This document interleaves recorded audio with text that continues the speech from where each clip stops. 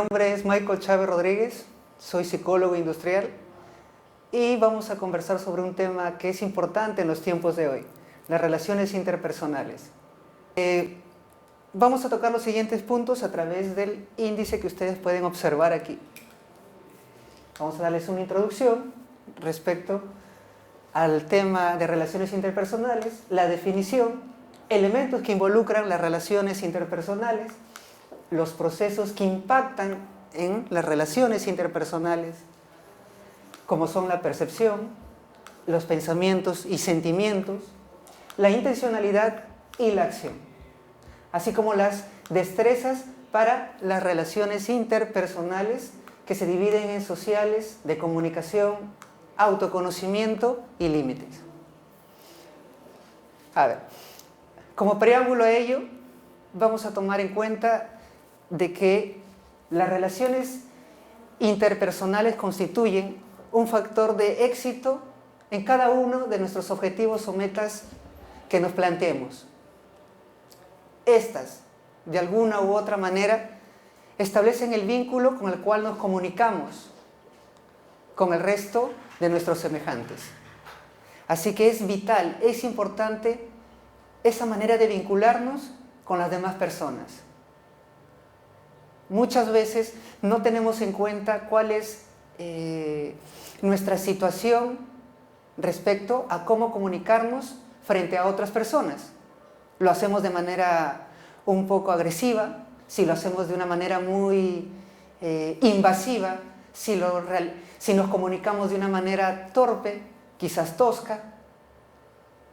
El saber relacionarnos establece un vínculo o una ventaja competitiva frente a otras personas que no lo saben hacer.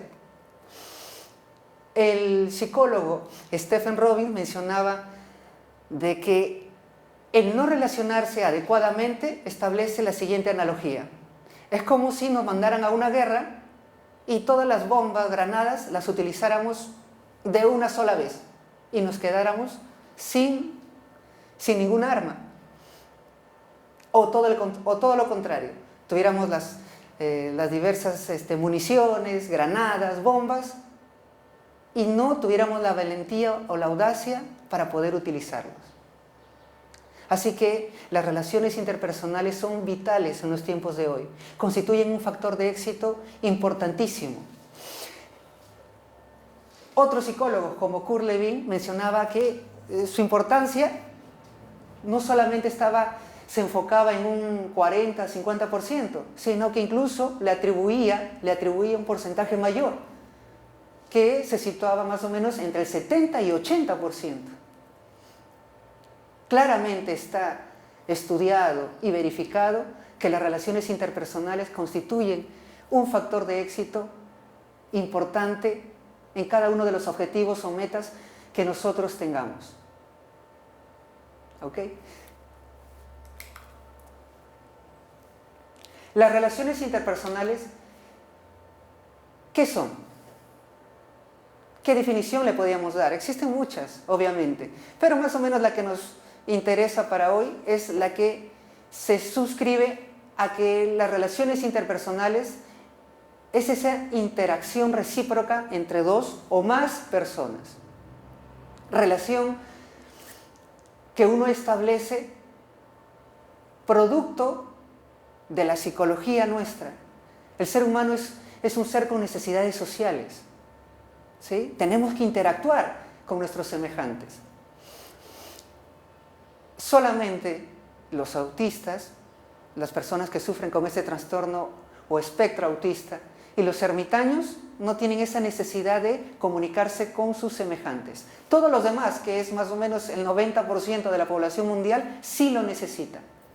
Así que las relaciones interpersonales es ese vínculo que estableces con otra persona o con más personas, ¿sí? Es ese interactuar, esa conexión que estableces, que es vital para el ser humano y que involucra los siguientes elementos.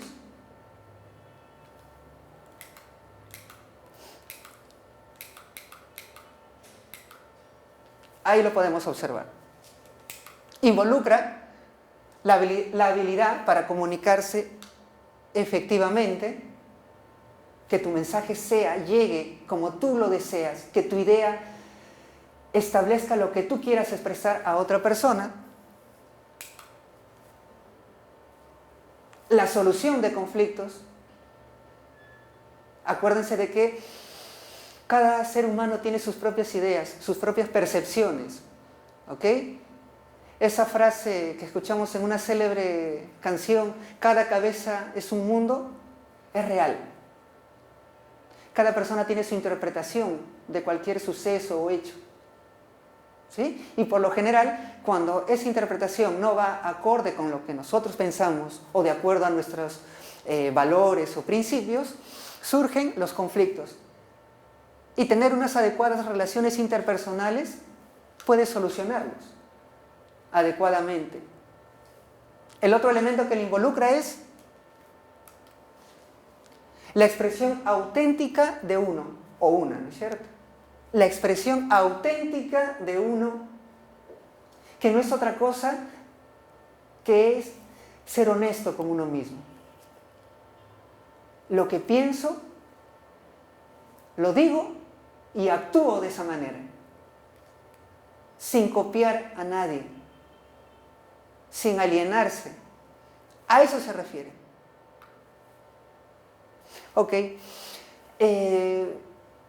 Podemos observar aquí algunas, o quizás las principales desventajas de tener relaciones interpersonales inadecuadas.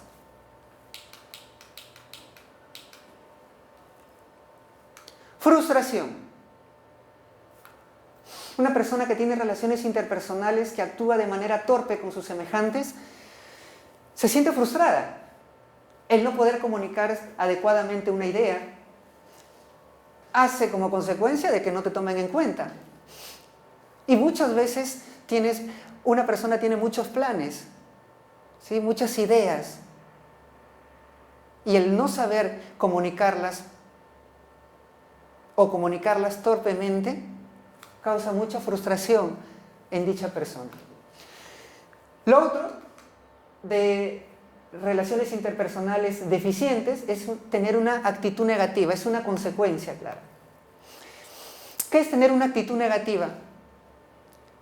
Si tienes muchos conflictos con tus semejantes, si de alguna u otra manera estableces vínculos negativos, torpes, sin límites con otras personas, vas a estar siempre a la defensiva, como queriéndote cubrir, estableciendo de esa manera una actitud.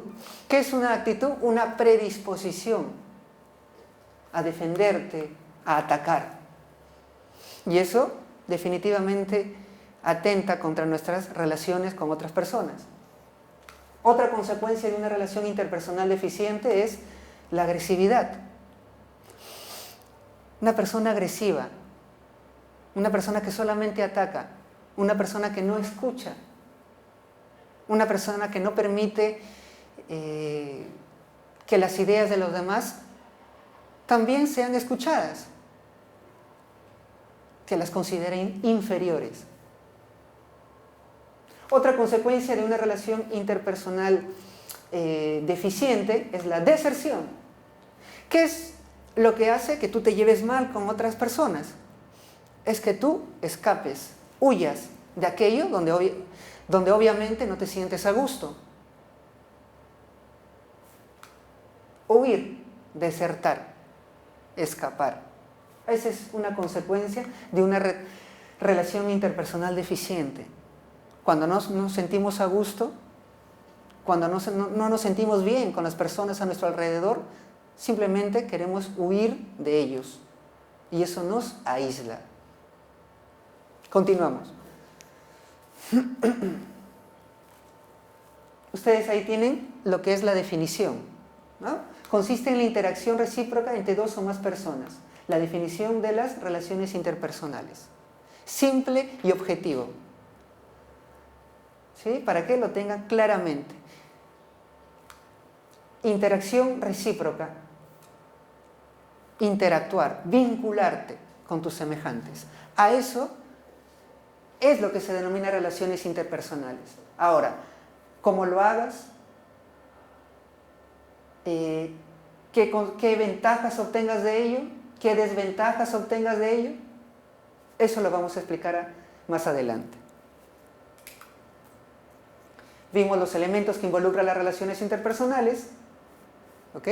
Habilidades para comunicarse efectivamente, la solución de conflictos y el expresarse de manera auténtica, honesta con uno mismo, ¿no? Eso ya lo conversamos. Ahora, hay procesos que impactan las relaciones interpersonales. ¿Cómo que procesos que impactan? Que hacen que de alguna u otra manera enfoquen el tipo de relación que vas a llevar con otras personas. Son como variables, como factores que van a afectar tus relaciones interpersonales. Y esas las vamos a explicar a continuación. En primer lugar, y constituyéndose como un factor fundamental o clave, tenemos a la percepción. A la percepción. ¿Cómo percibes tu entorno? ¿Qué interpretación sacas de allí? ¿Qué significado tú le das a todo tu contexto, a todo tu entorno? Eso es fundamental. El otro factor son los pensamientos y sentimientos. El tercer factor es la intencionalidad. Y el otro proceso es la acción.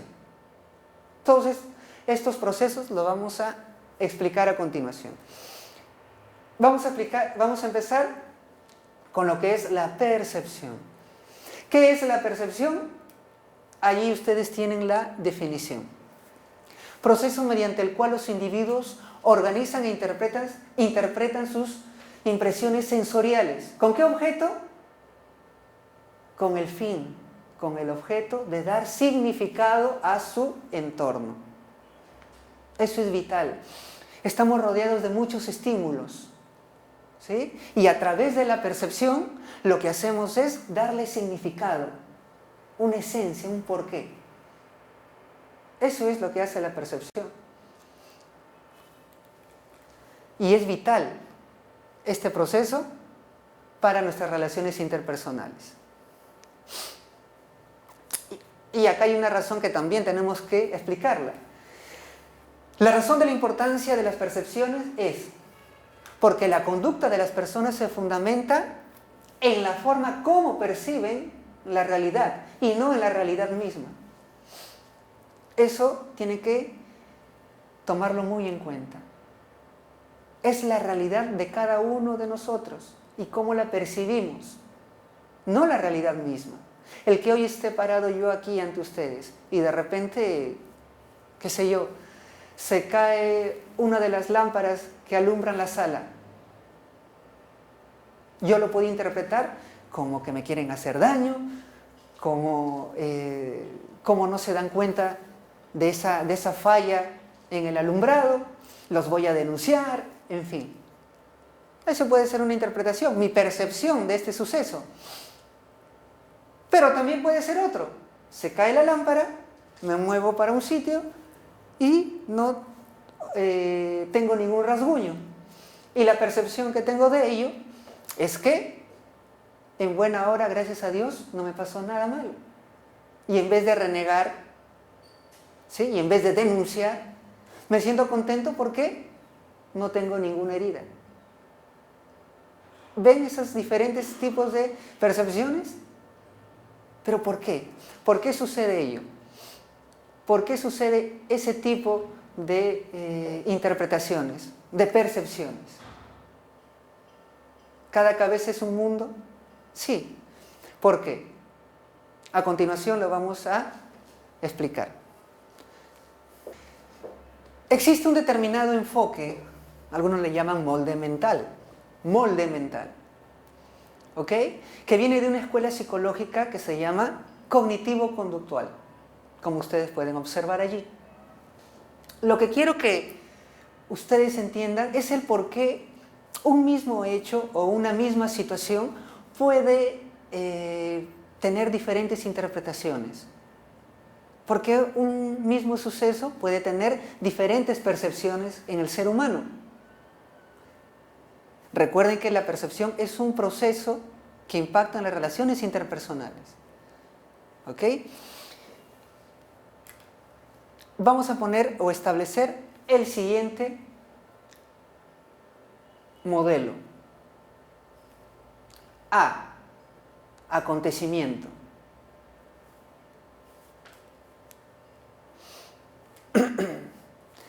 Acontecimiento activador, suceso o situación. ¿Sí? Como les expliqué, se cae la lámpara. Caída de la lámpara. C. Consecuencias. Y esas consecuencias traen el desarrollo de pensamientos, emociones y obviamente conductas o acciones. Pero entre A y C hay un elemento que falta, un elemento activador que va a ser como una especie de filtro, ¿sí? Que va a ser como una especie de filtro que va a interpretar el acontecimiento activador, suceso, situación o hecho. Y eso es B, o las denominadas creencias. Todo ser humano tiene creencias que pueden ser racionales o irracionales. Eso está estudiado y está bien establecido. Todos tenemos creencias. El detalle está en que unas personas lo tienen dentro de un abanico de niveles, lo tienen en un espacio más marcado que otro. ¿Sí? ¿Qué son las creencias? ¿Qué son? Son valores, principios que uno establece, que actúa como filtro para interpretar sucesos que nos acontecen en nuestra vida diaria. Filtros, ¿sí? Esa es la palabra clave en creencias, filtros. Y tenemos las creencias irracionales. Estas creencias irracionales que ocasionan que el ser humano se angustie, sufra más de la cuenta. Que, como les repito y como lo remarco, todos lo tenemos, estas creencias y estas creencias irracionales, todos los tenemos. El detalle es que, acuérdense del abanico, unos lo tienen en menor medida y los que sufren y se angustian más, los tienen en un nivel más exagerado. Son como 14 o 15 creencias irracionales. Nosotros nos vamos a ocupar básicamente en las 3 básicas o principales, ¿ok? Y podemos establecer la primera. Quizás, como algunos psicólogos clínicos asumen como la más fundamental y que casi todos los seres humanos la poseen. La creencia irracional que se basa en la necesidad de amor o gratificación o necesidad de aceptación. ¿Cómo es esta creencia irracional? ¿Cómo actúa esta creencia irracional? Básicamente se enfoca que el ser humano interpreta los sucesos a su alrededor con el fin de que los demás acepten su conducta. ¿Y por qué busca este ser humano que los demás acepten su conducta? Porque tienen esta necesidad de amor, gratificación, o si quieren llamarlo, necesidad de aceptación. Es decir, su interpretación de la realidad, de los sucesos que acontecen, estarán en función de la opinión de los demás, de la aceptación de los demás. ¿Ok? Esa es una creencia irracional. Un ejemplo. Un estudiante que quiere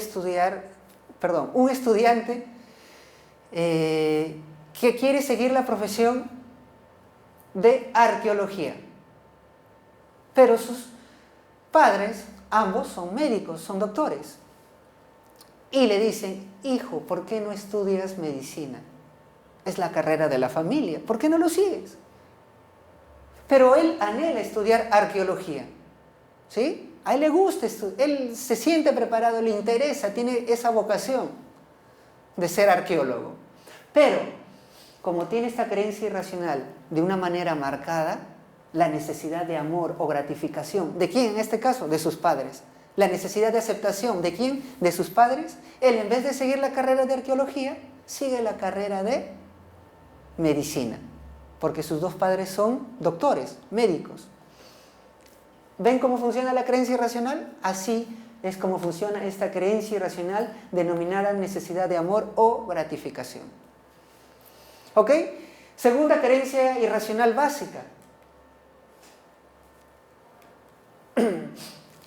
La necesidad de obtener todo lo que deseo. La necesidad de obtener todo lo que deseo.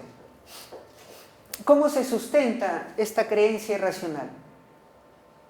Son aquellas personas que se obsesionan en obtener todo lo que ellos tienen en mente.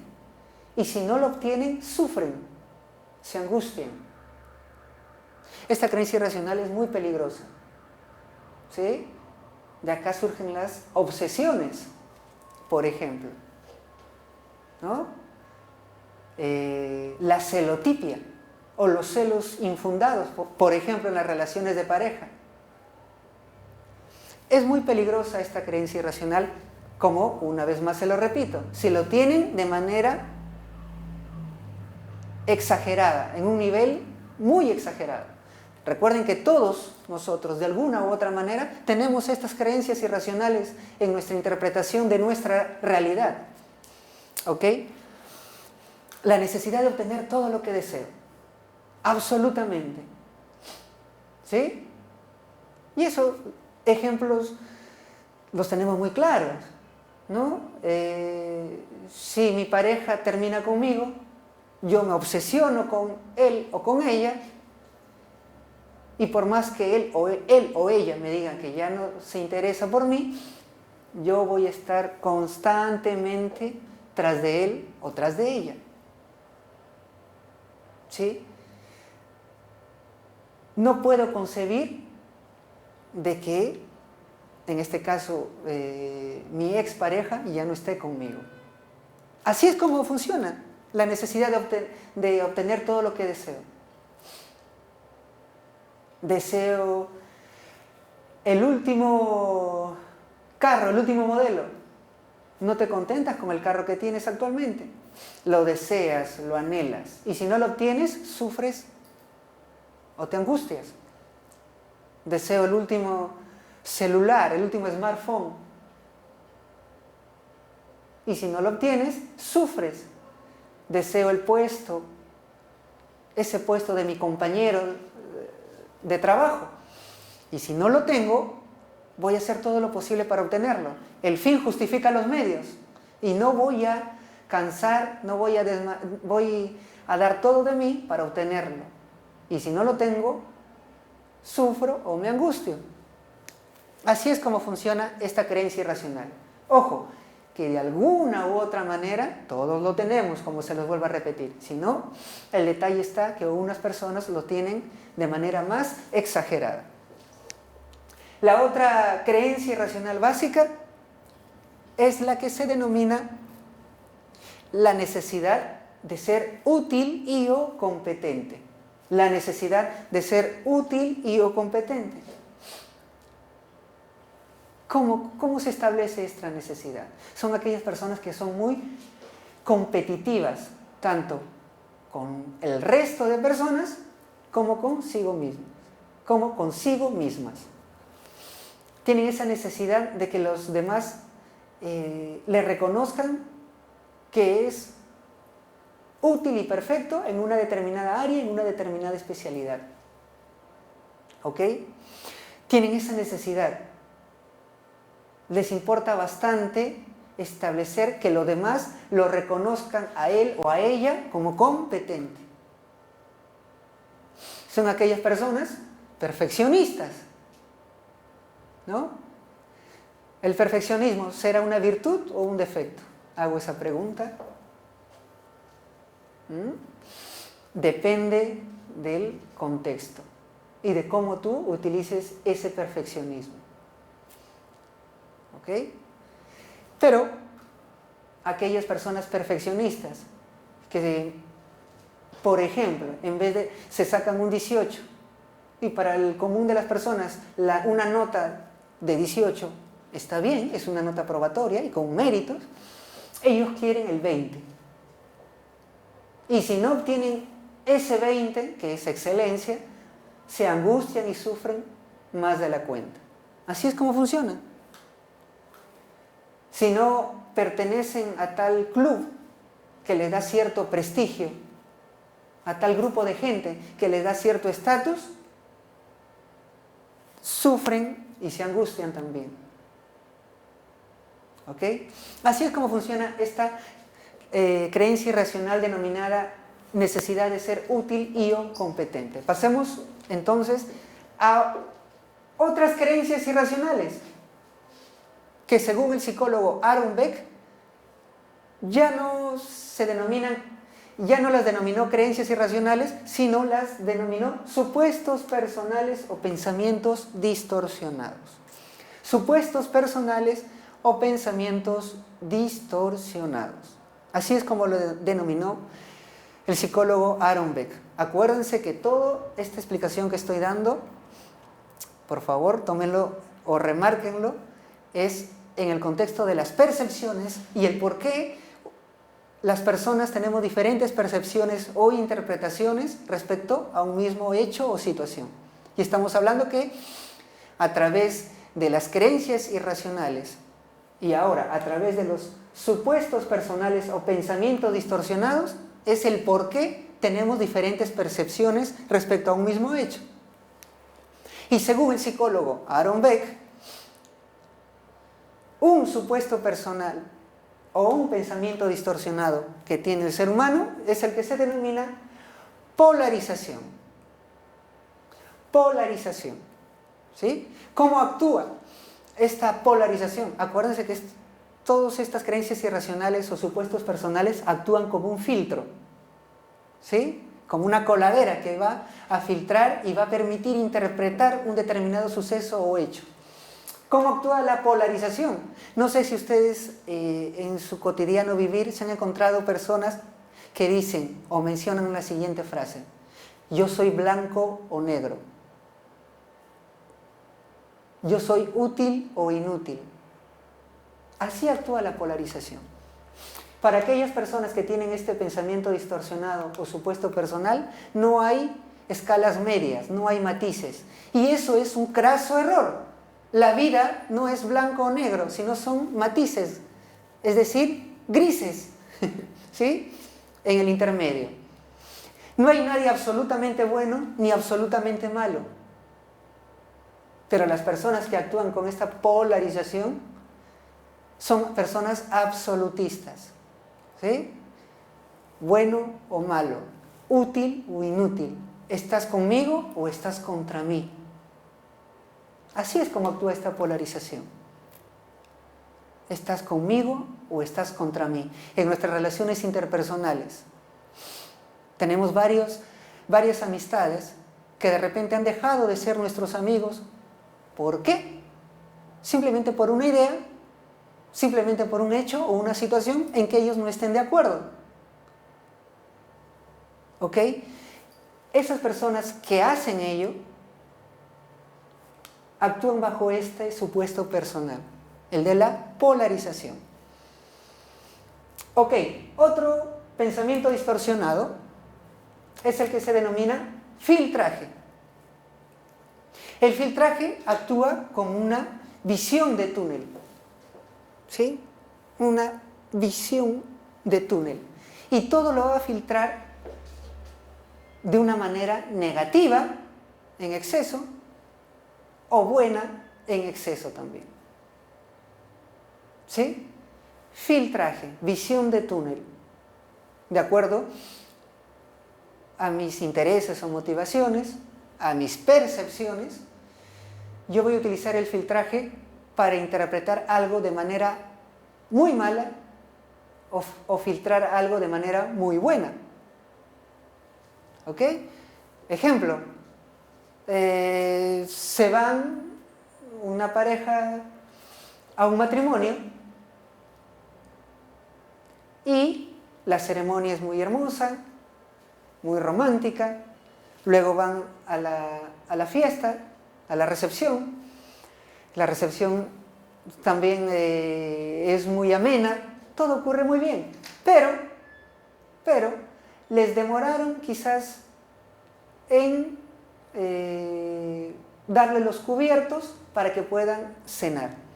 Y solamente por ese simple hecho, el de la demora en darle los cubiertos para poder cenar, su visión de túnel, su filtraje,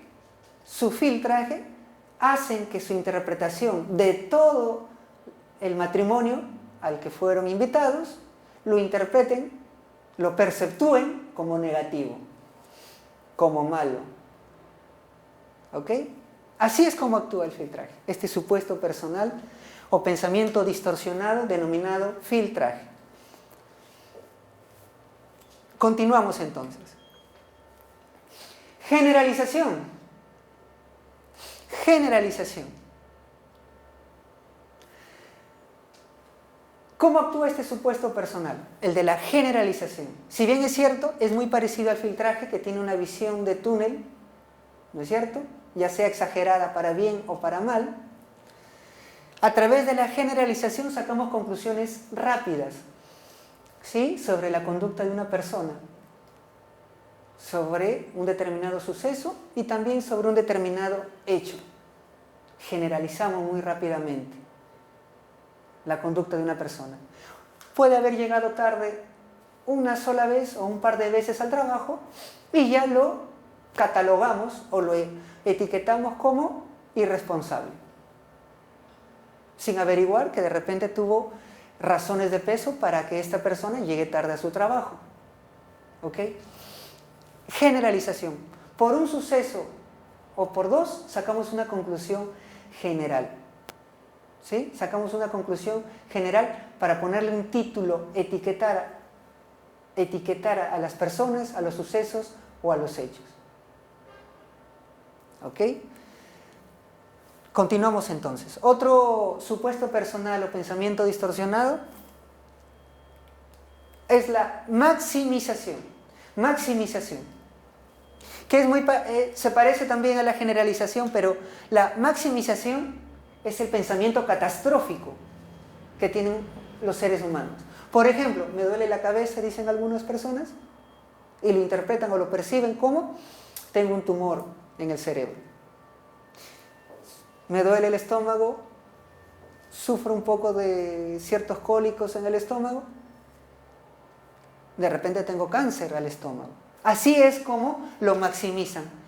Acuérdense, maximización es una visión catastrófica de la realidad. O sea, no es solamente una mera generalización, sino una visión catastrófica, algo muy, muy en exceso de algo negativo. Aquí sí no hay algo positivo, sino de algo negativo.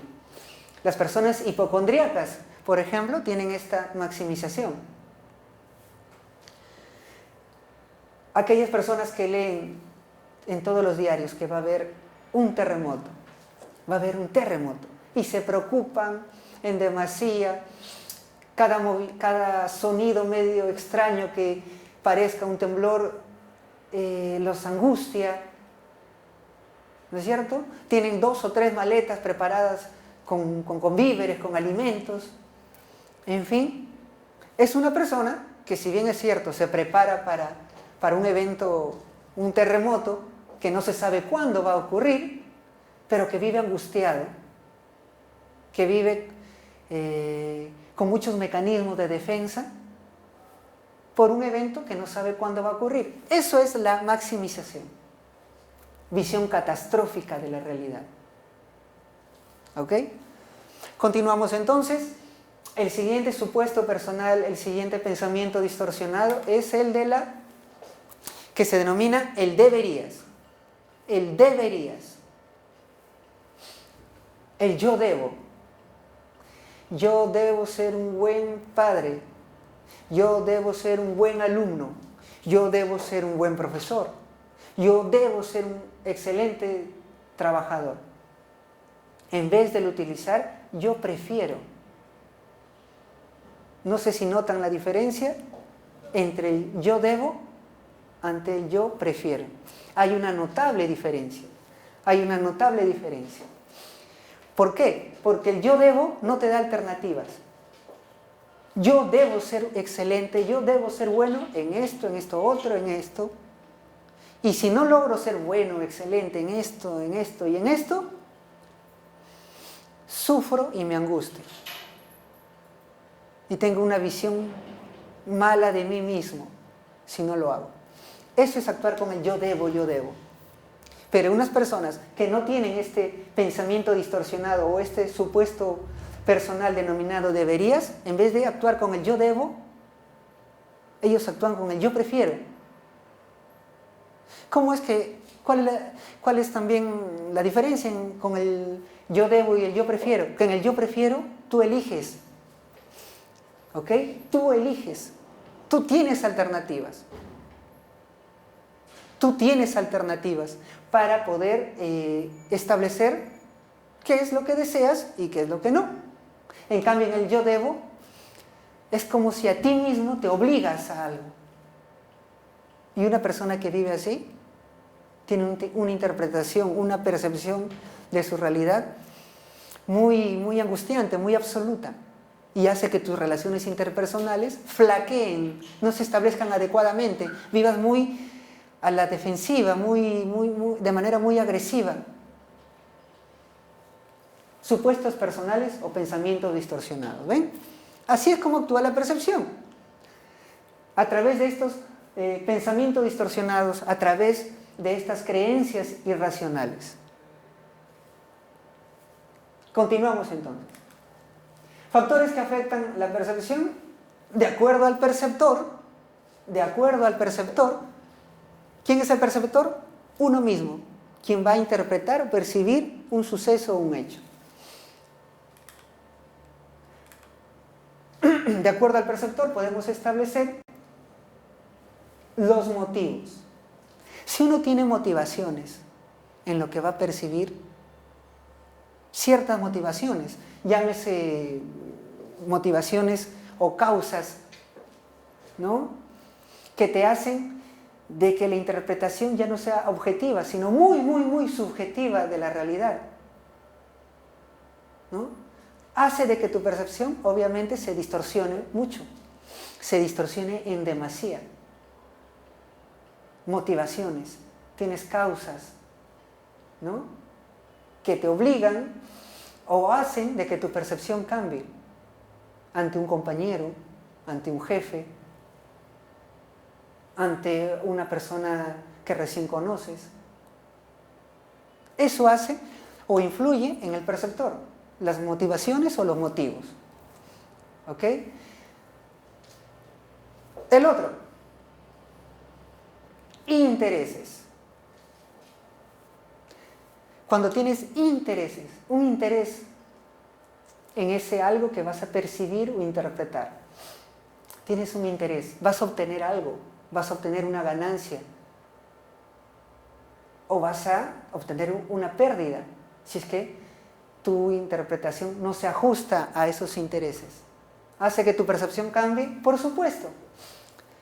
Por supuesto. Cuando tienes interés, cuando vas a ganar o vas a perder algo de la interpretación que vas a hacer. A eso se refiere. Los motivos son las causas, acuérdense por favor. Son las causas. Son las motivaciones particulares, ¿no?, que hace de que interpretes o percibas ese objeto, ese suceso o a esa persona bajo una determinada motivación en particular. ¿Ok? El otro, de acuerdo al perceptor, ¿ok? Experiencias. La experiencia hace que cambie tu percepción de una situación o un hecho. Por supuesto. Imagínate que vas a una fiesta en una determinada zona de un distrito y tú vas tranquilo a disfrutar la reunión y llegando al distrito, casi por llegar a la reunión, a la casa donde se va a celebrar la reunión, te asaltan. ¿Sí? Eres víctima de un asalto. Para otra vez que te inviten a ese mismo distrito, ¿vas a tener la misma percepción? ¿Vas a tener la misma percepción de actuar tranquilo, relajado? No, ya vas a ir más a la defensiva. O de repente incluso ni siquiera vas a pensar a acudir a esa reunión. Eso hace la experiencia. La experiencia hace que cambies tu interpretación. Y es vital tener experiencia respecto a algo o conocer a alguien. Continuamos entonces. El otro factor, de acuerdo al perceptor, o sea, de acuerdo a la persona que va a percibir algo, es la expectativa. Es la expectativa. ¿Qué es la expectativa? Cuando tienes, decía un filósofo chino, la esperanza en algo o en alguien, que va a ser un cambio en lo que ya tienes establecido. La expectativa. Cuando tienes la expectativa en una persona, ¿sí?, en un suceso que va a acontecer o en un hecho, ¿tu percepción va a cambiar? Por supuesto. Cuando no tienes expectativa en nada, ¿qué percepción tienes de ese suceso o hecho? Nula, neutral. Pero cuando hay expectativa, sí. Y eso está claramente estudiado. Entonces, estos son los factores que afectan la percepción de acuerdo al perceptor. Motivos, intereses, experiencias y expectativas. Continuamos entonces. Factores que afectan a la percepción. Ahora, de acuerdo al objetivo, es decir, de acuerdo al objeto, de acuerdo a eso, a ese alguien, a ese suceso o a ese hecho que vas tú a percibir. Tenemos los siguientes. Movimiento. Cuando ese algo, ese suceso o ese hecho o ese objeto o incluso esa persona establece movimiento, capta nuestra atención de manera rápida, sí. Absolutamente. Capta nuestra atención rápidamente. Movimiento, dinamismo. ¿No es cierto? Y generalmente, dicen algunos autores, cuando el objeto, el suceso o el hecho o la persona se establece en dinamismo o en movimiento, establecemos una percepción buena. No sé si la palabra sea correcta, pero establecemos una percepción que se establece en establecer ventajas o bondades de ese objeto, de ese suceso, de ese hecho o de esa persona. Movimiento, ¿no? ¿Llama nuestra atención? Por supuesto. El otro, sonido. El sonido capta nuestra atención. Imagínate el sonido más chirriante que esté o se establezca en una determinada situación. Y imagínate el sonido más relajante, más tranquilizador. ¿Afecta tu percepción? Por supuesto. Mientras que el sonido chirriante te estresa, lo vas a percibir como negativo o malo.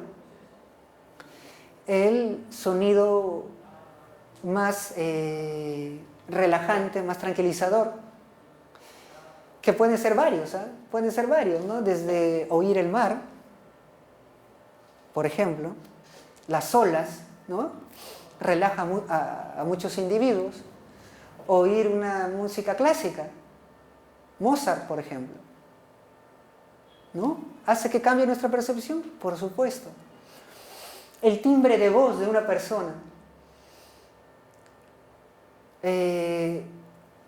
determinado cantante que nos gusta y determinado cantante que no nos gusta, ¿no? Así es como se establece este factor que afecta a la percepción, el sonido. Continuamos. El siguiente factor que afecta a la percepción, de acuerdo al objetivo o objeto, es el tamaño. Claro que sí. Pequeño, llama nuestra atención, dependiendo, pero generalmente no lo hace. Pero algo grande, algo sobredimensionado, rápidamente capta nuestra atención. El tamaño, en este caso, establece una percepción, ya sea de grandeza o de diminutivo, ¿sí? O de algo débil, si es que el objeto es pequeño. El otro factor, la novedad. ¿Se acuerdan de la frase, escobita nueva barre bien? Ahí lo tienen. Lo nuevo, lo novedoso, siempre llama nuestra atención, siempre capta nuestra atención. Al inicio, al principio, obviamente, ¿no? Pero lo capta. Establece que nuestros aparatos sensoriales rápidamente se enfoquen en ese algo nuevo, en ese algo que no conocemos. La similitud. La similitud. ¿No te ha pasado o no les ha pasado que cuando están por la calle y se topan con un objeto o una situación o un hecho o una persona que les hace acordar a algo o a alguien? ¿No rápidamente entra en tu mente, en tu psicología, capta tu atención? Sí. Aquello que se le parezca a algo que ya hemos vivido, que ya hemos experimentado.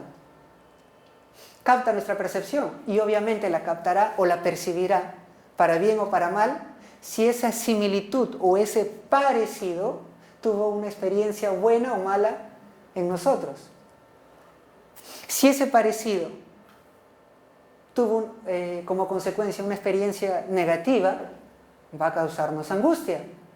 Pero si ese parecido tuvo como consecuencia una experiencia placentera, tranquila, nos va a causar ese objeto que se está pareciendo, nos va a causar una sensación de tranquilidad, una sensación de desahogo, de placer.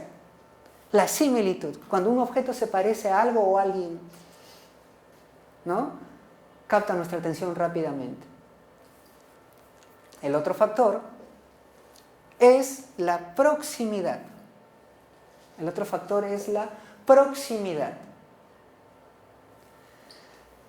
¿Y qué es la proximidad? Es cuando el objeto o el objetivo que tú vas a percibir tiene un vínculo, ¿sí? Tiene un vínculo sentimental, un vínculo afectivo, y hace que tu interpretación cambie, absolutamente. Un ejemplo que podríamos dar es que tú vas a juzgar a tus familiares, a tus parientes, de una manera. Por ejemplo, si estás en una entrevista de trabajo y tú eres quien entrevista, vas a juzgar a tus parientes, a tus familiares de una manera, y a una persona que no conoces, los vas a juzgar o vas a interpretar o vas a percibir sus respuestas de otra manera. Va a haber una notable diferencia. Y la diferencia está en que la proximidad hace que las destrezas, habilidades de aquellas personas con las que uno tiene un vínculo, las sobredimensione. ¿Ok? O sea, la proximidad o el vínculo afectivo hace que uno establezca una percepción positiva generalmente de esa persona, o de esa situación, o de ese hecho. Ok.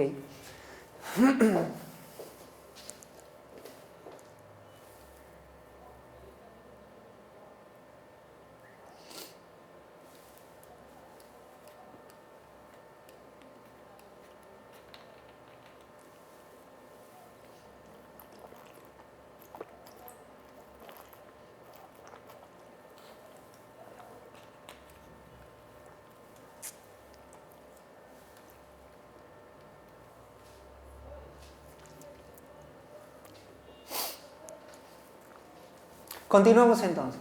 Hemos visto factores que afectan la percepción de acuerdo al perceptor, es decir, de uno mismo, de acuerdo al objetivo o al objeto, es decir, a lo que vamos a percibir o interpretar. Y ahora, otros factores de acuerdo a la situación, al contexto, al entorno.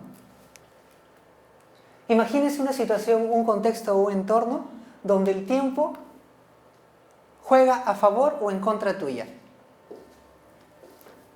Imagínese llegar a una reunión y estás atorado en el tráfico. Estás contra el tiempo, vas a llegar tarde. ¿Afecta tu percepción de la situación? Claro, ya estás angustiado porque quieres llegar temprano. Para algunas personas, sus percepciones, sus interpretaciones cambian de acuerdo a la estación. Sus percepciones cambian si están en verano. Sus percepciones cambian o sus interpretaciones de ese mismo suceso cambian si están en invierno, en la estación del invierno.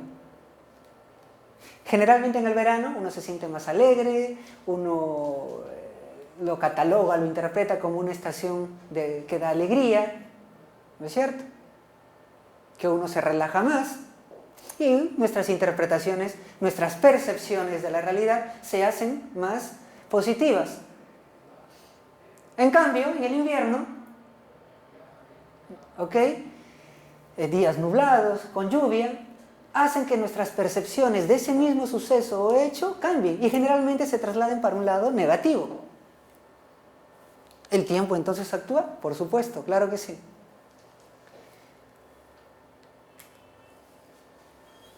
El otro factor es el marco social. ¿Sí? El marco social. Nuestro comportamiento, a través de nuestras percepciones, hacen que actuemos de manera diferente de acuerdo al marco social. Fíjate cómo los trabajadores se comportan en la empresa o en la organización. Y fíjate cómo se comportan en una reunión social, en una fiesta. Fíjate cómo se comportan con sus hijos, fíjate cómo se comportan con sus jefes. El marco social establece que tu percepción de la realidad cambie y obviamente tu conducta cambie.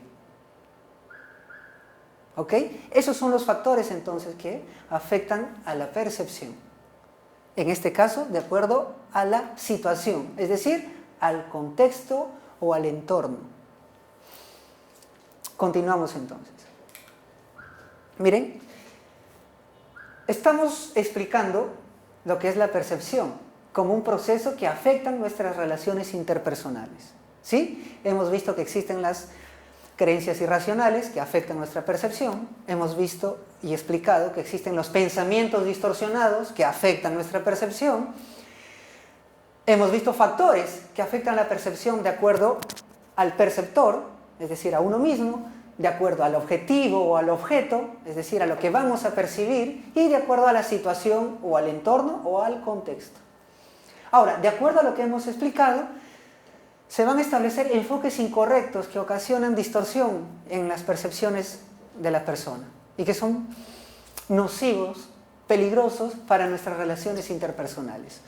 Número 1, tenemos a lo que es la percepción selectiva. ¿Y qué es la percepción selectiva? Se basa en los intereses, el pasado, la experiencia y actitudes que va a hacer que interpretemos y percibamos un suceso, un hecho o una persona de determinada manera. Percepción selectiva, ¿en qué se basa?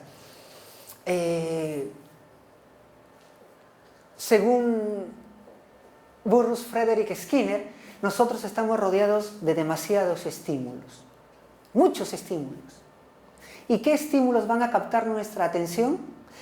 Aquellos que se vinculen de acuerdo a nuestros intereses, a nuestro pasado, a nuestra experiencia y a nuestras actitudes o predisposiciones hacia algo o hacia alguien. La percepción selectiva, por ejemplo, actúa, imagínense que viajan a Alemania, ¿sí? Viajan a Alemania. están en un seminario, en una clase de un determinado tema, ¿no es cierto? Y todos son alemanes.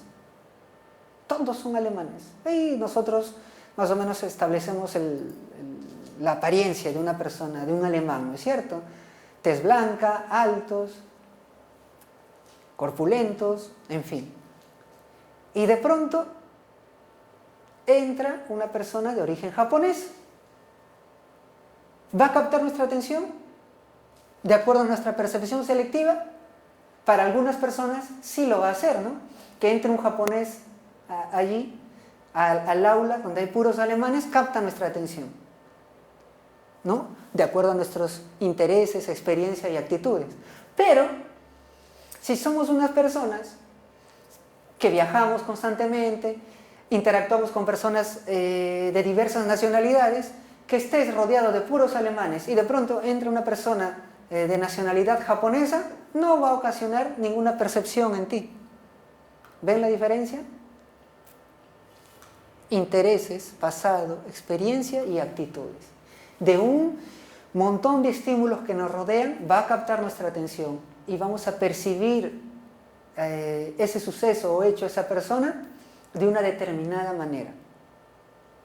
¿Que es incorrecto? Sí, porque no debería de captar nuestra atención que una persona sea de otra nacionalidad, que una persona se vista de cierta manera, que una persona hable de diferente modo, que una persona tenga una determinada ideología. ¿Ok? Percepción selectiva, entonces. Un enfoque incorrecto de la percepción. Otro enfoque incorrecto de la percepción es el que se denomina efecto de halo, que básicamente tiene mucho que ver con lo que conversamos sobre las creencias irracionales o sobre los pensamientos distorsionados de visión de túnel o generalización. El efecto de halo, como ustedes pueden leer ahí, una sola característica, una sola, hace que saques una conclusión general de una persona. Generalización también la pueden llamar, ¿no? Pero el efecto de halo se basa en solo un estímulo, una conducta, un comportamiento, hace de que saques una conclusión general de una persona, de una situación o de un hecho. ¿Sí? Esa persona es un excelente trabajador, muy productivo. Sin embargo, en una reunión puedes darte cuenta que tiene un tatuaje. Y solamente porque tiene ese tatuaje, y de acuerdo obviamente a tus creencias, valores, principios, intereses, actitudes, tú sacas una conclusión general respecto a él o ella, ¿no? De que de repente es positivo que tenga ese tatuaje y lo señalas como alguien de acuerdo a los tiempos de hoy, quien no tiene un tatuaje, o de repente negativo, en el sentido de que una persona de su edad no puede tener un tatuaje, los tatuajes solamente tienen los delincuentes o las personas de mal vivir, en fin. Una sola característica para que saques una conclusión general de una persona, de una situación o de un hecho. Continuamos entonces. La proyección. La proyección, es decir, las características propias se atribuyen a otros. ¿Cómo así? Imagínense de que ustedes están realizando una entrevista de selección de personal. ¿Ok? Ustedes son, digamos, de Huancayo.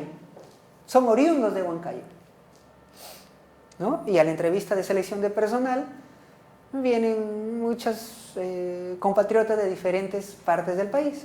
Vienen de Arequipa, de Lima, de Iquitos, Cajamarca, Huancavelica, y de pronto se aparece como un postulante que también es de la ciudad de Huancayo.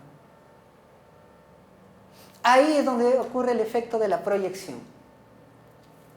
Tú, que eres huancaíno y que estás realizando la entrevista de selección de personal, te vas a proyectar en esa persona. ¿Y cómo así te proyectas? Básicamente, si tú eres huancaíno y el postulante también es huancaíno, tú le vas a atribuir conductas buenas, positivas, lo vas a sobredimensionar las habilidades que pueda tener y le vas a dar un puntaje muy positivo, diferente al resto de otros postulantes, por ser de la ciudad de Huancayo. Le atribuiste, proyectaste, ¿sí?, el origen de esa persona como algo bueno. Como tú también eres huancaíno, le das una connotación muy buena a ese postulante. Pero ¿qué pasaría si fuera al revés? También la proyección se puede dar no solo para lo positivo, sino también para lo negativo. Imagínense de que has hecho negocios con personas oriundas de, qué sé yo, de Madre de Dios, ¿no? Hiciste negocios, el negocio no salió bien, por ahí tuvieron discusiones, ¿ok? Y tú, huancaíno, estás realizando la entrevista de selección de personal y de pronto se aparece una persona de Madre de Dios, que es oriundo de Madre de Dios. Proyectas todo eso malo que te pasó con esta persona de Madre de Dios, ese socio que hizo que el negocio no funcionara, y vas a sobredimensionar sus habilidades, sus respuestas obviamente, sus capacidades, y le vas a dar una connotación negativa. Proyectaste lo que te pasó en ese postulante. Así es como ocurre la proyección. Continuamos. El estereotipo, que quizás es el enfoque más negativo, ¿no?, de la percepción. Y ustedes lo pueden leer allí. Cuando se juzga a alguien en base en la forma en que se percibe al grupo al cual pertenece esa persona. Es decir, tú juzgas, interpretas o sacas conclusiones de esa persona en relación al grupo al cual pertenece. Por ejemplo, los vas a juzgar a esa persona de acuerdo al sitio donde vive. Vas a juzgar a esa persona de acuerdo a su religión. Vas a juzgar a esa persona de acuerdo a su color de piel. Vas a juzgar a esa persona de acuerdo a su naturaleza sexual o su opción sexual. Vas a juzgar a esa persona de acuerdo al país de donde viene o de acuerdo al departamento de donde nació. A eso se refiere. Juzgas a alguien de acuerdo al grupo al cual pertenece esa persona. Ya lo juzgaste y ya lo sentenciaste. Ya estableciste una interpretación por esa persona, ser de un determinado departamento, por ser católico, evangélico, musulmán. Ya lo juzgaste a esa persona por tener el color de piel moreno, por ser de un determinado país, ya sea ecuatoriano, chileno, boliviano, en fin. Ya juzgaste a esa persona por ser homosexual, o bisexual, o heterosexual, en fin. Este enfoque incorrecto denominado estereotipo hace o es muy peligroso, es muy negativo al momento de sacar conclusiones respecto a alguien. Y en lo posible tenemos que evitarlo. Las personas prejuiciosas están aquí. Continuamos entonces. Efecto del contraste. Efecto del contraste. ¿Qué dice la definición? Evaluación de las características de una persona al ser comparadas con otras recién vistas y que obtienen una calificación mayor o menor en cuanto a las mismas características. Ejemplo, imagínense que hay 3 grupos que van a exponer un tema, un determinado tema, ¿no?, en el aula. Imagínense eso, que van a realizar 3 grupos una exposición sobre un tema. Sobre un mismo tema, ojo, ¿eh? Y de pronto, el primer grupo da una cátedra, una excelente explicación del tema que se les dio. Obtiene unas notas muy altas. El siguiente grupo que le toque exponer, ¿qué va a ocurrir? Número 1, van a estar más ansiosos, más angustiados, porque han dejado el techo alto. ¿No es cierto? ¿Y qué ocurre en las personas que van a calificar la exposición? Se han quedado con la imagen del primer grupo, con un nivel alto. Entonces el siguiente grupo tiene que estar de acuerdo a ese nivel o superarlo para darle una calificación más o menos buena, porque se han quedado con ese nivel de preparación del primer grupo. Entonces hay un efecto en la percepción de las personas que van a poner la nota en la exposición, sí, y de las personas que van a exponer también. El pobre grupo 2 van a estar más angustiados, más tensos, porque tienen que igualar o superar al primer grupo que dio una excelente exposición. ¿Ven cómo ocurre la percepción? ¿Cómo afecta en las personas? Ok. Efecto del contraste. Continuamos entonces. Hemos visto ya lo que es la percepción, ¿no? Cómo es la percepción es el proceso fundamental que va a afectar nuestras relaciones interpersonales, ¿no? Imagínense personas que tienen estereotipos, personas que se basan en el efecto de halo, imagínense personas que actúan con creencias irracionales, imagínense a personas que actúan bajo supuestos personales o pensamientos distorsionados. ¿Cómo serán sus relaciones interpersonales? ¿Positivas? ¿Objetivas? ¿Adecuadas? ¿Ok? Ahora, hemos visto el primer proceso que afecta las relaciones interpersonales, que es la percepción. El segundo son los pensamientos y sentimientos. El pensamiento, lo cognitivo, va a analizar y evaluar, ¿no? Y va a emitir una conclusión o un juicio sobre todo lo que nos afecta. Sobre todo lo que nos afecta. Analizará, evaluará todo aquello que percibimos, ¿no es cierto? Imagínense, ya hemos percibido, hemos interpretado y hemos filtrado. El pensamiento lo va a analizar y va a sacar un juicio sobre aquello que estamos percibiendo. Y va a planear conductas complejas y organizar acciones, ¿no es cierto? Y los sentimientos brindan una energía para dirigir nuestros pensamientos hacia una determinada acción. ¿Sí? Los sentimientos. Algunos psicólogos dicen que sentimientos y emociones son lo mismo.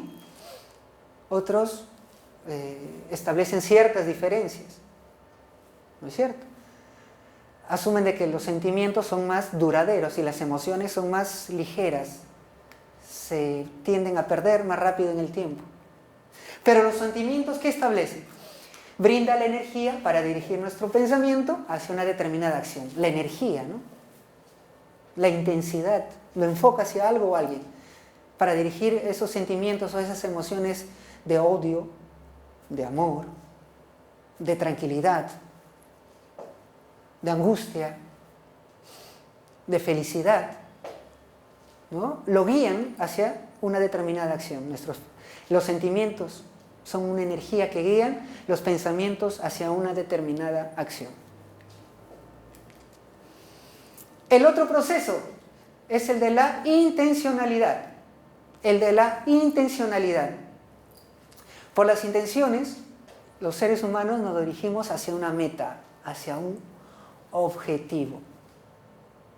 Nos dirigimos hacia una meta, hacia un objetivo, que obviamente hemos estructurado con anterioridad. Pero fíjense que sería peligroso que una persona, un ser humano, cualquiera que éste fuese, viviera sin metas y objetivos en la vida.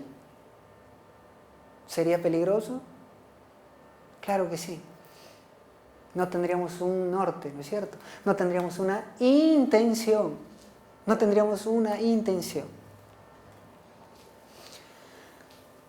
Los objetivos, pues, constituyen el activador de la conducta. Por eso repito, imagínense a un ser humano que no tenga objetivos o metas en la vida. ¿Peligroso? Sí. O en todo caso muy desolador, ¿no? Muy... ¿cuál es la palabra para utilizar? Muy inquietante que una persona no tenga metas. ¿Por qué luchar? ¿Por qué salir adelante? Hemos visto entonces que dentro de los procesos que afectan nuestras relaciones interpersonales tenemos a la percepción, tenemos nuestros pensamientos y sentimientos, la intencionalidad y por último tenemos la acción. ¿Qué es la acción? Es el hacer, tal cual. Es la conducta explícita, ¿sí? Que nace de nuestra percepción, que es analizada y evaluada con nuestros pensamientos, que enfocamos la energía a través de los sentimientos y tiene una intencionalidad y que se traduce en un hacer, en una conducta observable, explícita. ¿Ok? Tal cual ustedes lo pueden leer allí. La acción. Tenemos entonces esos 4 procesos que involucran a las relaciones interpersonales y obviamente interfieren en dichas relaciones. Continuamos entonces. Destrezas para las relaciones interpersonales. ¿Ok? Ya hemos explicado lo que es, definido lo que son las relaciones interpersonales. Hemos explicado los elementos que involucra, ¿no es cierto? Hemos explicado también los procesos, que son 4, que afectan las relaciones interpersonales, ¿no? Hemos explicado lo que es la percepción, nuestros pensamientos y sentimientos, lo que es la intencionalidad y lo que es la acción. Ahora vamos a conversar sobre lo que constituye las destrezas para las relaciones interpersonales. ¿Ok? Y en primer término tenemos a las destrezas sociales. ¿Ok? A las destrezas sociales. Ahora, antes de entrar a lo que son las destrezas sociales, ¿qué entendemos por destrezas para las relaciones interpersonales? Son aquellas destrezas sociales y emocionales que fomentan una adecuada comunicación con otras personas, una comunicación directa, una comunicación clara. Son aquellas destrezas que nos permiten resolver conflictos y expresarnos de manera honesta y auténtica. Y expresarnos de manera honesta y auténtica, sin copiar a nadie, sin alienarnos con nada o nadie, ¿no? Ok. Estas destrezas involucran los siguientes elementos. Destrezas sociales, y como ustedes pueden leer ahí, se subdividen en autoimagen positiva. ¿Qué es la autoimagen positiva? Una persona que tiene destrezas sociales tiene una autoimagen, un autoconcepto bueno de nosotros mismos. ¿Ok? Tenemos un autoconcepto adecuado de lo que somos y lo tenemos establecido. ¿Qué es la asertividad? ¿Qué es la asertividad? Es el reclamar nuestros derechos en el momento, en el lugar y con la persona adecuada. ¿Qué es la iniciación al contacto? Que quizás para algunas personas, de acuerdo a las investigaciones sociales, la iniciación al contacto, a la comunicación, es el principal paso para poder establecer una adecuada relación interpersonal. A muchas personas les cuesta iniciar el contacto o la comunicación con otras personas. ¿Ok? Y una persona con destrezas o habilidades para iniciar la comunicación o el contacto con otras personas tiene ventajas respecto a otras que no lo saben hacer, ¿no? El primer tema de conversación, el primer lenguaje corporal, en fin. Y la otra destreza social es la comunidad y apoyo, el pertenecer a un grupo, el no aislarse. Constituye un factor muy importante al momento de tener una destreza social. ¿Ok? El pertenecer a un grupo aumenta nuestra autoestima, ¿sí? Aumenta nuestro sentido de relación, de que pertenecemos a algo, a alguien, de que nuestras ideas pueden ser tomadas en cuenta. ¿Ok? Estas son entonces las destrezas sociales. Ahora también tenemos lo que constituyen las destrezas de comunicación. Destrezas de comunicación. Y allí tenemos el escuchar activamente. El escuchar activamente, que es importante. Saber escuchar, no solamente oír, sino escuchar. Y eso lo vamos a conversar con más especificidad más adelante. Apertura, empatía, conciencia. ¿Qué será tener apertura? Apertura de mente. Eso significa ser flexible, no enfrascarte solamente en una idea, en un solo tipo de opinión, sino saber escuchar y compartir las opiniones de los demás y aceptarlas. La empatía, que no es simpatía, es empatía, ponerse en el lugar de la otra persona, atender a sus necesidades, tener conciencia de sus necesidades, comprender la conducta de las otras personas, pero no por obligación, sino porque te nace. Otra destreza de la comunicación es la expresión, saber expresarnos, saber hilvanar nuestras ideas y que los demás lo entiendan como nosotros lo tenemos establecido. Es importante, importantísimo. Eso también lo vamos a explicar más adelante. Otra destreza de la comunicación, entendimiento del lenguaje corporal. Eso es vital. Muchas veces nuestras palabras dicen una cosa, pero nuestro cuerpo, nuestros movimientos dicen otra. No asumir. No asumir. Muchas personas sacan conclusiones rápidamente de algo o alguien, sin siquiera conocerlo, sin siquiera escucharlo. No asuman. Es una característica vital para una adecuada comunicación. La otra, negociación. Vital, ¿no es cierto? Saber negociar, ceder,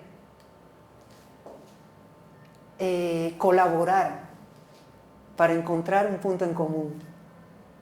Negociar. Vital al momento de establecer una adecuada comunicación y como destreza para nuestras relaciones interpersonales. Aquella persona que no se comunica bien, aquella persona que no sabe comunicarse eficientemente, tiene mucha desventaja frente a otras que sí lo saben hacer. A pesar que esté uno muy preparado intelectualmente, si no sabes expresar tus ideas, tienes mucha desventaja frente a otros que sí lo saben hacer. Destrezas para las relaciones interpersonales, tenemos lo que constituye el autoconocimiento. Autoconocimiento. Autenticidad. Ser auténtico. No copiar a nadie, no alienarte con otras ideas, con otros modos o costumbres. Ser honesto con uno mismo. La asertividad acá también juega un papel importante. Si no eres asertivo, siempre van a doblegar lo que tú piensas y realmente sientes, y siempre tus ideas las vas a poner a un lado y preferir las ideas de las otras personas. Si no eres asertivo. Pero si eres asertivo, eso cambia. No es que te impones, no te impones. Simplemente expresas lo que sientes, expresas lo que piensas. ¿Ok? ¿Y eso qué permite? ¿Qué permite? Que tengas una idea propia, que seas honesto contigo mismo. El otro aspecto del autoconocimiento es la integridad, que es vital, importante. La integridad. ¿Qué es ser íntegro? Una persona, ¿cómo la catalogamos de íntegra? Es aquella persona que tiene una línea de conducta establecida. Es decir, lo que piensa, dice, lo actúa. No es que piense una cosa y actúa de otra manera. No. Lo que piensa, lo dice y lo hace. Tal cual. ¿Ok? Y el otro, límites emocionales. Toda persona, todo ser humano tiene que tener límites. La frase célebre en este caso, ¿cuál es? Tu libertad termina cuando empieza la libertad de la otra persona. Uno no puede utilizar o malgastar su libertad en libertinaje. Uno tiene que tener límites. Límites en nuestros placeres, límites en nuestro dolor, límites para poder escuchar a otras personas, límites que permitan fortalecer nuestra autoestima y no dejarnos guiar por nuestras pulsiones, o si quieren llamarlo, por nuestros instintos. Límites. Toda persona tiene que tener límites emocionales para no obsesionarnos con alguien o con algo. Ok. El otro factor que constituyen las destrezas para las relaciones interpersonales lo establece los límites, ya aquí más marcado, que son el reconocimiento de valores comunes, saber que existen valores que permiten una adecuada convivencia social, una adecuada convivencia con otros seres humanos. Existen valores y principios y uno tiene que limitar los propios y después limitar también de una manera alturada y adecuada los de la otra persona cuando crees de que afectan a tus valores o principios. El otro límite, respeto y aceptación. Respetar es vital. Lo observamos a cada instante. No tenemos respeto por el prójimo. Ni siquiera para una adecuada convivencia. En los tiempos de hoy ni siquiera tenemos respeto por la vida del ser humano. Y aceptación. Esto mucho tiene que ver con ser flexibles. Flexibilidad de nuestra mente. Tienes que ser flexible. No tienes que enfrascarte en tus propios valores y principios, lo cual no te permite aceptar a los demás. ¿Ok? Aceptar a las personas con sus defectos, con sus virtudes, que todos lo tienen. Acuérdense, no hay que tener la creencia, el supuesto personal o pensamiento distorsionado de la polarización. Tú eres bueno, tú eres malo, útil o inútil, no. Acuérdense de los matices que siempre tienen que existir y que existen en la vida.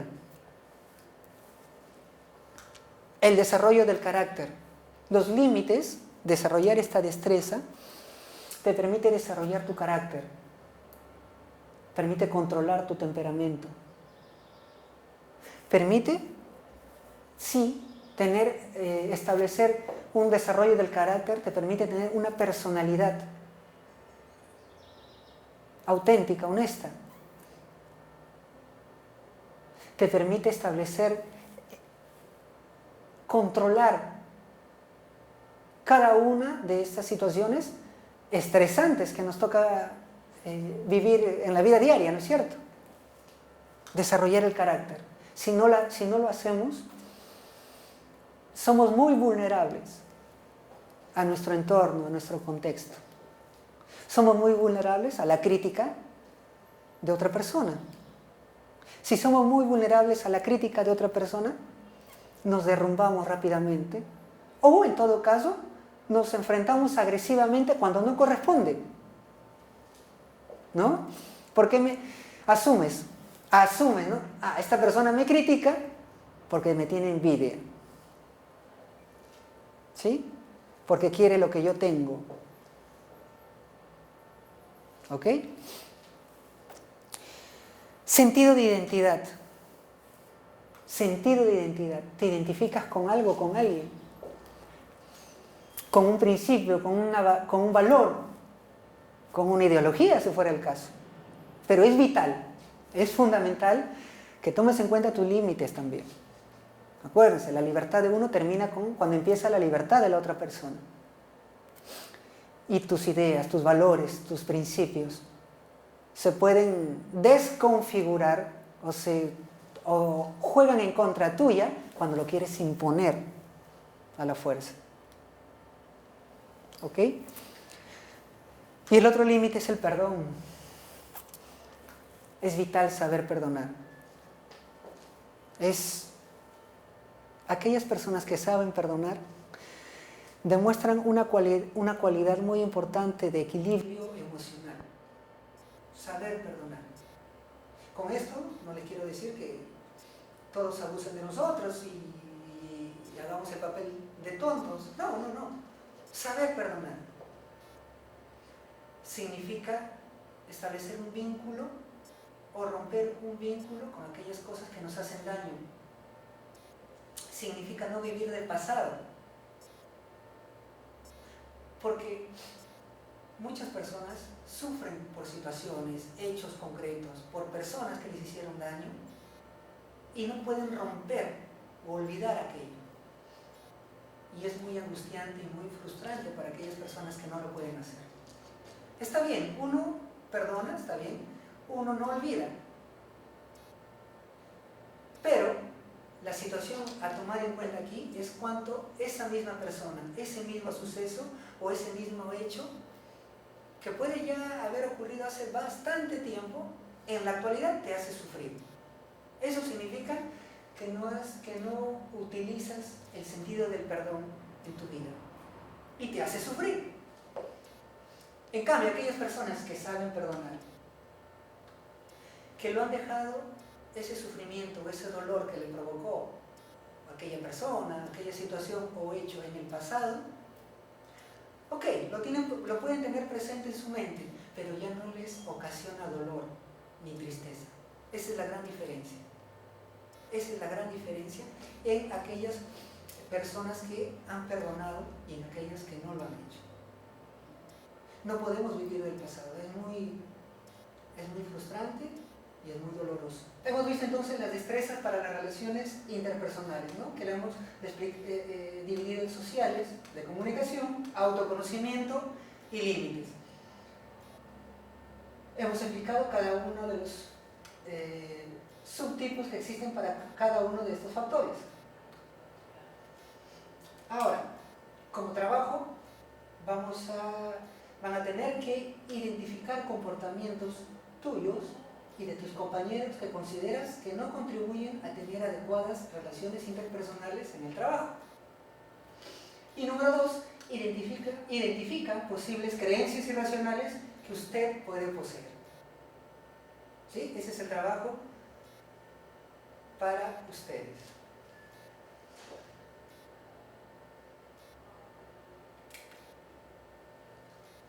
Gracias.